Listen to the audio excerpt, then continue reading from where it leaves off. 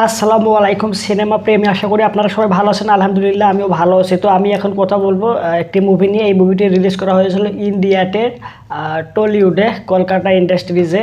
তো এই মুভিতে অভিনয় করেছিলেন দেব দা। এই মুভিটির নাম হচ্ছে বাঘা যতীন। তো এটি আমি দেখেছি ওয়ার্ল্ড টিভি প্রিমিয়ার স্টার জলসায়। তো এই মুভিটা ইন্ডিয়াতে রিলিজ হয়েছিল, বাংলাদেশে রিলিজ হয়নি, যার কারণে এই মুভিটা আমি হলে দেখতে পারিনি। যার কারণে আমাকে ওয়ার্ল্ড টিভি প্রিমিয়ার স্টার জলসায় দেখতে হয়েছে। তো এটি রিলিজ করা হয়েছে স্টার জলসায় 23শে জুন দুপুর 1টায়, ইন্ডিয়ার সময় দুপুর 1টা। আমি কিন্তু দুপুর 1টায় এই মুভিটা রিলিজ হবে স্টার জলসা ওয়ার্ল্ড টিভি প্রিমিয়ার। তো আমি 1টার সময় রেডি হয়ে বসেছিলাম দেখার জন্য। কিন্তু আমি এটা জানতাম যে ইন্ডিয়াতে যখন 1টা, বাংলাদেশে তখন 1:30, আধা ঘন্টা বাংলাদেশ পরে। ওকে, এটা আমি আগে জানতাম, কিন্তু ওই সময় আমার মাথায় ছিল না, যার কারণে আমি একটা সময় দেখার জন্য আমি বসেছিলাম, কিন্তু আমি দেখতে পারিনি। 1:30টার সময় থেকে এই মুভিটা চালু হয় স্টার জলসা ওয়ার্ল্ড টিভি প্রিমিয়ারে। তো আশা করি বুঝতে পারছেন। তো এই মুভিটা আমি সম্পূর্ণ দেখেছি। বিজ্ঞাপন মিলে অ্যাডভার্টাইজে রয়েছে, টিভি চ্যানেলে যে বিজ্ঞাপন যা অ্যাডভার্টাইজ হয়, এটি মিলিয়ে প্রায় 3.5 ঘন্টার মতো এই সিনেমাটা আমার লাগছে দেখতে। 3.5 ঘন্টা থেকে 4 ঘন্টার মতো সময় লাগছে এই সিনেমাটা দেখতে, কমপ্লিট করতে। তো এই সিনেমাটা ছিল একদম বোরিং, মনে করেন যে কি বলবো, এতটা বোরিং যে আমার দেখতে ইচ্ছা করতেছিল না, শুধুমাত্র রিভিউ করতে হবে, যার কারণে বাধ্য হয়ে বসে থেকে এই সিনেমাটা দেখতে হয়েছে। তো বিজ্ঞাপনের সময় আমি অন্য ইউটিউবে ভিডিও দেখছিলাম অন্যদের, মনে করেন যে এক্সট্রা সময় শুধু বসে বসে বিজ্ঞাপন দেখছি তা কিন্তু না। এক্সট্রা মোবাইলে বিজ্ঞাপন যখন চলছিল বা বোরিং যখন লাগছিল, তখন আমি মোবাইলে অন্য কাজ করছিলাম। আশা করি বুঝতে পেরেছেন, যার কারণে আমি বোরিং লাস্ট মুভিটা ছিল, কিন্তু আমি নিজেকে বোরিং অনুভব করতে দেইনি। তো এই হচ্ছে ঘটনা। তো সর্বপ্রথমে এই মুভির প্রশংসা করে নেই, একটু ভালো দিকগুলো বলে নেই কী কী ভালো ছিল, তারপরে ওই খারাপ দিকে আসতেছি। তো আমি প্রথমেই বলে রাখি যে এই মুভিতে ভালোর থেকে খারাপ বেশি। এই মুভিতে ভালোর থেকে খারাপ বেশি। তো ভালো যেহেতু অল্প কয়টা আছে, এটা আগে শেষ করে নেই। তো এই মুভিতে মনে করেন যে স্পয়লার আর কি দিব, মুভিটা মনে করেন যে সিনেমা হলে তো অলরেডি রিলিজ হয়েছে এই কমপ্লিট, এবং ওয়ার্ল্ড টিভি প্রিমিয়ারও রিলিজ করা হয়ে গেছে। যারা দেখার তারা দেখেছে, যারা দেখার ইচ্ছা ছিল না তারা দেখেনি, হয়তো বা নেক্সট টাইম দেখলে দেখবে, না দেখলে আর কি করার। তো এই মুভিটার যে গল্পটা রয়েছে, এই গল্পটা হচ্ছে, আমরা অবশ্যই জেনে থাকবে, আমাদের বাংলা হোক আর ইন্ডিয়া ভারত হোক, আমাদের দেশে ইংরেজরা রাজত্ব করেছে, শাসন করেছে। তো শাসন আমলে আমাদের উপরে অনেক নিপীড়ন, অনেক অত্যাচার, জুলুম, মনে করেন যে যে বিষয়গুলো রয়েছে, হ্যাঁ, এগুলো করেছিল। তো এই সময় ইন্ডিয়া থেকে, ভারত থেকে কিছু যুবক, তারা, এটি কিন্তু একটা বাস্তব ঘটনা, তারা কিছু যুবক সংগঠন তৈরি করে একটা দলবদ্ধ হয়ে তাদের বিরুদ্ধে তৈরি করে, আন্দোলন তৈরি করে। তো এই আন্দোলনের ঘিরে তাদের যে সমস্যাগুলো ফেস করতে হয়, অস্ত্র, তারপরে অর্থ, এইসব বিষয়ে যে সমস্যাগুলো যে রয়েছে, তাদের উপরে যে বিভিন্ন প্রভাব চাপ এসেছিল, সম্পূর্ণ বিষয়টা দেখানো হয়েছে এই মুভিতে। তো এই মুভিতে যখন তারা হচ্ছে ইংরেজদের একটি বড় লিডারকে মারার জন্য, বর্তমান তখনকার সময় যে লিডার ছিল বা ইন্ডিয়াতে, ভারতে অবস্থান করেছিল, তাকে মারার জন্য একটা বোমা ইউজ করা হয়। শুধু তখন একটা বোমা ইউজ করে, ফার্স্ট টাইম ওই বোমার ব্যবহারটা আমার খুব বেশি ভালো লেগেছে। এর যে ভিজুয়ালাইজেশন ছিল অনেক দুর্দান্ত ছিল। এই হচ্ছে বোমার যে বিষয়টা রয়েছে। দ্বিতীয়ত হচ্ছে গুলির যে দৃশ্য, তারা যখন ফাইট করতেছে, গুলি মানে পিস্তল দিয়ে গোলাগুলি, বন্দুক দিয়ে যে বিষয়টা রয়েছে, এখানে একদম রিয়েলিস্টিক মনে হয়েছিল, একদম অরিজিনালি মনে হয়েছিল যে হ্যাঁ আসলে বন্দুক দিয়ে মারতেছে। অনেক সময় দেখা যায় কি, অনেক বন্দুক দিয়ে গুলি করে, কিন্তু গুলির মধ্যে অনেক ভেজাল থাকে। কীরকম মনে করে, গুলি মারে এক জায়গায়, লাগে এক জায়গায়, আর গুলি মারার টাইমে ব্লাড বাইরে, যে এগুলো অনেকটা বিশ্রী, মনে করেন যে কোনোভাবে গ্রহণযোগ্য হয় না, বাস্তবসম্মত লাগে না। কিন্তু এখানে যে গুলির যে দৃশ্যগুলো রয়েছে, এগুলো একদম বাস্তবসম্মত ছিল। তারপরে হচ্ছে হ্যান্ড টু হ্যান্ড যে অ্যাকশান যে রয়েছে, আমরা আর কি জেনে থাকবো, মনে করেন যে একজন অনেক সময় দেখে 10জনকে মারে, হ্যাঁ, একটা লাঠি দিলে, ঘুষি দিলে মনে করেন যে 10জন উড়ে যায়। বিষয়টা হচ্ছে এই সিনেমার মধ্যে এমনটা রাখা হয়নি। একজন আরেকজনকে মারতেছে, ঠিক একজন সবল লোক আরেকজন দুর্বল লোককে মারতেছে, ঠিক সবল লোক দুর্বল লোকটা যে মারতেছে, বাস্তবে যেরকমভাবেই এটা জিনিসটাকে আমরা দেখতাম, ঠিক সেমভাবে এখানে কি বলে এটাকে উপস্থান করা হয়েছে, যার কারণে দেখতে অনেক ভালো লাগছিল। আর এরপরে হচ্ছে কালার গ্রেডিং বলতে আহামরি যে কালার গ্রেডিং রাখা হয়েছে, সিনেমাটোগ্রাফি খুব বেশি ভালো না, তবে একদম যে দুর্বল বা একদম বাজে দেখতে তাও কিন্তু না, মোটামুটি যা এখানে রাখা হয়েছে তা কিন্তু একদম দেখার মতো ছিল।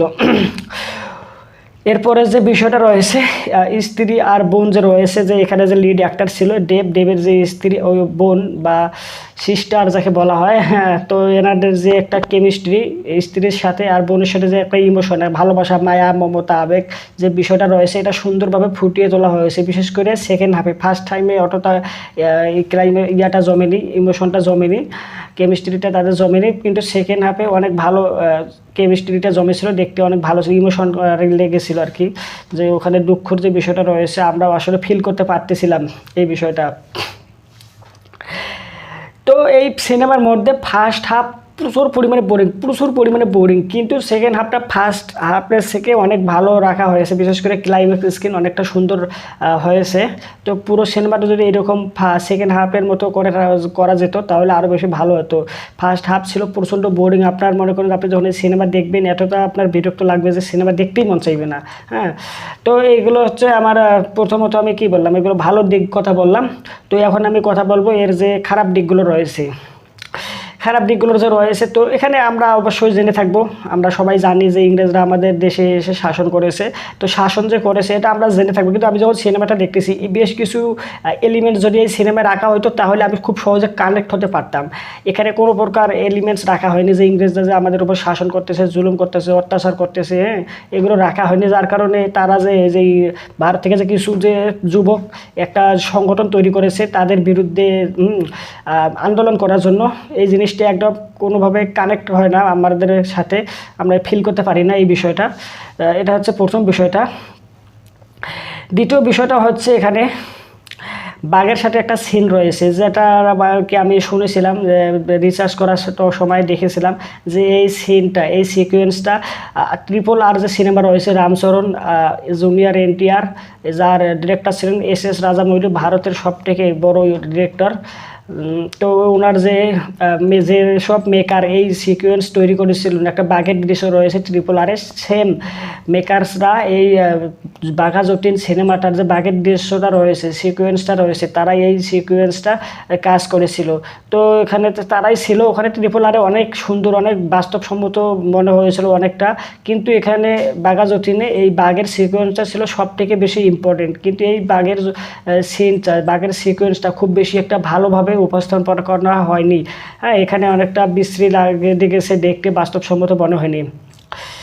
তৃতীয়ত হচ্ছে এরপরে যে বিষয়টা হচ্ছে ছেলের মৃত্যু। ওর ছেলে যে মনে করেন যে বাঘা যতীন যে লিড ক্যারেক্টার আমাদের দেবদা, তো ওনার যে ওর ছেলে অসুস্থ, অন্য শহরে পাঠায় দেওয়া হয়। তো ওখানে যে ছেলের সাথে যে ভালোবাসা, একটা মায়া, আবেগ যে রয়েছে, এই জিনিসটা ওখানে আমাদেরকে বোঝানোর চেষ্টা করা হলেও আমরা কিন্তু এই বিষয়টা বুঝতে পারি, মানে এখানে আমাদের সাথে কোনোভাবে ইমোশনটা কোনোভাবে ফুটে উঠতে পারেনি। এই বিষয়টা আর কি অনেকটা খাপছাড়া লেগেছে।